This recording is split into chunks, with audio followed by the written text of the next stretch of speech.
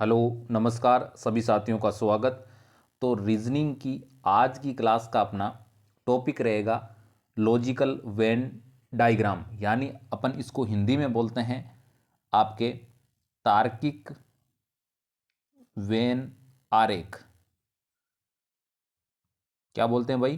तार्किक वेन आरेख काफ़ी हद तक महत्वपूर्ण टॉपिक है परीक्षा की दृष्टि से। लगभग हर परीक्षा में इस टॉपिक में से आपको सवाल मिलता है, तो इस क्लास को आप लास्ट तक देखें ताकि परीक्षा में आने वाला सवाल आपके गलत नहीं हो। तो चलो चलते हैं आज के फर्स्ट क्वेश्चन पे बिना समय व्यर्थ किए। पहला सवाल है, इनमें से कौन सी आकृति सम चतुर्भुजों चतुर्भुजों और आपके बहुभुजों को दर्शाती है? मतलब ऐसी कौन सी आकृति है जो सम चतुर्भुजों को और बहुभुजों को दर्शाती है? सबसे पहले तो आपको चतुर्भुज किसे कहते हैं, सम चतुर्भुज किसे कहते हैं और बहुभुज किसे कहते हैं, ये चीज पता होना चाहिए। इसके बाद में इस प्रश्न का अपन हल करेंगे, और हल किस प्रकार करेंगे? तो सबसे पहले तो अगर बात करें तो तीनों एक ही प्रकार के हैं, यानी समचतुर्भुज, चतुर्भुज और बहुभुज। तो सबसे पहले यानी अपन अगर बात करें तो समचतुर्भुज क्या हो सकता है भाई? चतुर्भुज हो सकता है, सभी को पता है। यानी सबसे पहले अगर बात करें तो ये किसका गोला है भाई? ये आपके गोला है समचतुर्भुज का। किसका है भाई?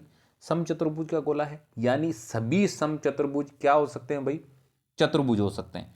तो इसका मतलब ये जो समचतुर्भुज है वो इसके अंदर रहेगा। किसके अंदर रहेगा भाई? चतुर्भुज के। इससे अपने को ये पता चल गया सभी समचतुर्भुज हैं वो चतुर्भुज होंगे, और सभी समचतुर्भुज और चतुर्भुज क्या होंगे भाई? बहुभुज होंगे। क्या होंगे भाई? बहुभुज होंगे। इसी प्रकार से जो अपना इस प्रकार का जो डायग्राम है ऑप्शन में, वो अपना क्या हो जाएगा? सही आंसर हो जाएगा। तो इसका मतलब ए ऑप्शन है अपना क्या हो जाएगा भाई? सही हो जाएगा। वापस रिपीट कर रहा हूं एक बार। प्रश्न में अपने को यह बोला जा रहा है कि समचतुर्भुज, चतुर्भुज और बहुभुजों को दर्शाती है। तो आपको पता है सबसे पहले तो सभी समचतुर्भुज क्या हो सकते हैं? चतुर्भुज हो सकते हैं, ये तो आपको पता है। इसके बाद में सभी समचतुर्भुज और सभी चतुर्भुज को अपन क्या बोलते हैं भाई? बहुभुज बोलते हैं। क्या बोलते हैं रे भाई? बहुभुज बोलते हैं। इस प्रकार से अपना ए ऑप्शन क्या हो जाएगा? राइट आंसर हो जाएगा। चले चलते हैं अगले सवाल पे। अगला सवाल है आपका, निम्नलिखित में से कौन सा आरेख कीटों, मक्खियों और कुत्तों के बीच में संबंध का सही निरूपण करता है? यानी ऐसा कौन सा आरेख है ऑप्शन में दिया हुआ जो कीटों, मक्खियों और कुत्तों के बीच में सही संबंध को दर्शाता है? तो सबसे पहले तो आपको पता है मक्खी अलग होती है, सभी को पता भी।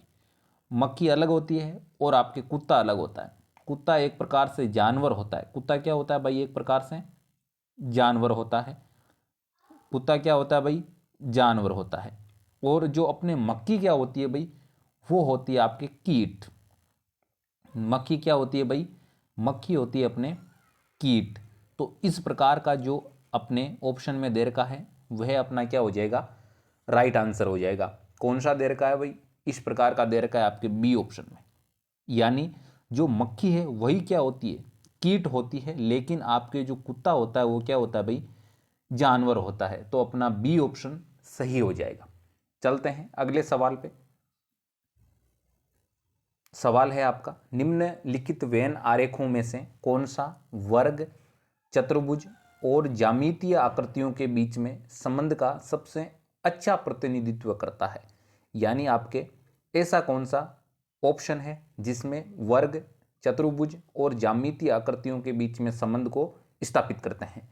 यानी सबसे पहले तो आपको यह पता है कि जो वर्ग होते हैं, वर्ग क्या होते हैं भाई?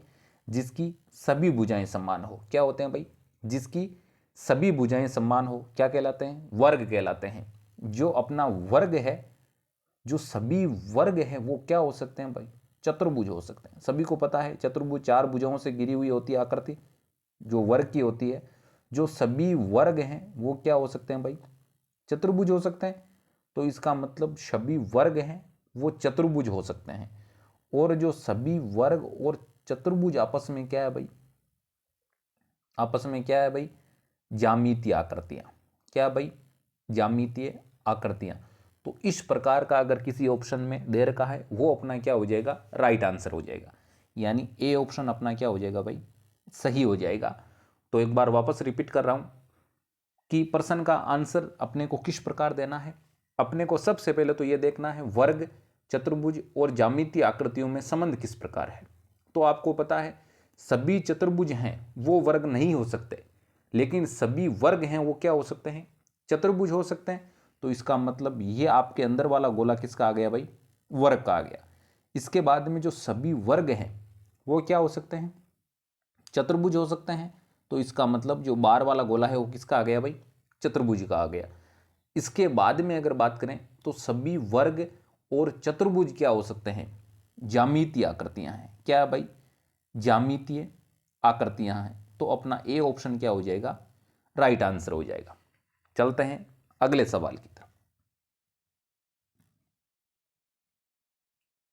निम्नलिखित में से कौन सी आकृति कबूतरों, पक्षियों और कुत्तों के बीच में संबंध को भली भांति दर्शाती है। मतलब ऐसी कौन सी आकृति है जो आपके कबूतरों, पक्षियों और कुत्तों के बीच में संबंध को दर्शाती है। सबसे पहले तो अपन इस प्रकार से बना लेते हैं, ये क्या है भाई, कबूतर है। क्या है भाई, कबूतर है आपके।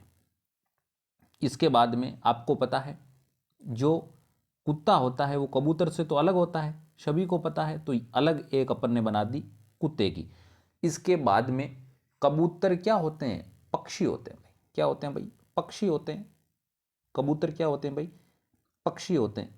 तो अपने को सभी को पता है, यानी सभी कबूतर क्या हैं भाई, पक्षी है। लेकिन कुत्ता क्या है भाई, कुत्ता आपके है जानवर।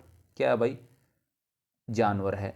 कुत्ता अपने क्या है भाई, जानवर है। तो इस प्रकार से अपने जो आंसर है वो सही कौन सा हो जाएगा, सही अपना आंसर हो जाएगा ए ऑप्शन। यानी जो आपके सभी कबूतर हैं वो पक्षी होते हैं। यानी अंदर वाला जो कोला है वो किसको प्रदर्शित कर रहा है भाई, कबूतर को प्रदर्शित कर रहा है। बाहर वाला अपने को प्रदर्शित कर रहा है पक्षियों को। तो सभी कबूतर पक्षी होते हैं और आपके कुत्ता होता है वो इससे अलग होता है। तो इस प्रकार से अपना ए ऑप्शन क्या हो जाएगा, सही हो जाएगा। आते हैं अगले सवाल की तरफ। अगला सवाल है आपका, वह आरेख चुनिए जो नीचे दिए गए वर्गों के बीच संबंध का सही निरूपण करता है। यानी जो अपने को ए बी सी डी में अपने को जो दे रखा है आरेख, उनमें से आपको जो अपने को दे रखे हैं गोरैया, पक्षी और बिल्ली, इनको सही सूटेबल कौन सा आरेख आपके कर रहा है वो अपने को सही आंसर करना है। तो साथियों बता दूं आपको कि जो गोरैया है वो क्या होता है भाई, पक्षी होता है। गोरैया भाई क्या होता है, पक्षी होता है। तो सबसे पहले जो आपके छोटा जो कॉलम होगा यानी छोटा जो आरेख होगा वो किसका होगा, गोरैया का होगा। इसके बाद में सभी गोरैया क्या होते हैं भाई, पक्षी होते हैं। क्या होते हैं भाई, पक्षी होते हैं। इसके बाद में अपन ने पहले क्लास में यानी इससे जब पहली क्लास हुई थी उसमें भी किया था और वापस बता रहा हूँ, जो अपना बिल्ली है वो आपके इनसे क्या है भाई, अलग है। क्या भाई, अलग है। इससे पहले सवाल में भी अपन ने ऐसा ही सवाल किया था जिसमें कुत्ते का दे रखा था और इसमें बिल्ली का दे रखा है। तो अपने को पता है गोरैया एक प्रकार से क्या है भाई, पक्षी है और बिल्ली गोरैया से क्या है, अलग है। तो इस प्रकार का जो अपना कौन से ऑप्शन में डायग्राम बन रहा है, इस प्रकार का डायग्राम बन रहा है अपने बी ऑप्शन में।